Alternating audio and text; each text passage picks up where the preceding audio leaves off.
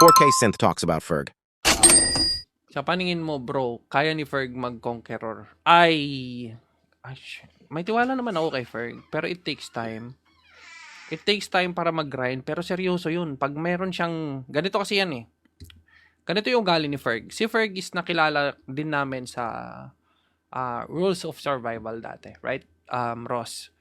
And halos lahat ng game nagiging top siya. Hindi, nakita niyo naman yung mga videos na na-release ng ilang beses na, right?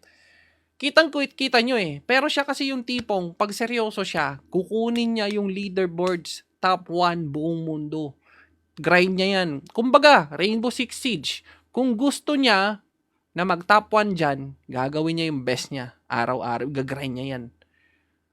Sa CODM, ang alam ko, marami pang mga shooting games na nilalaro niya. Pero kaya niya naman yan. Pero it will take time. Pero kakayanin niya yun.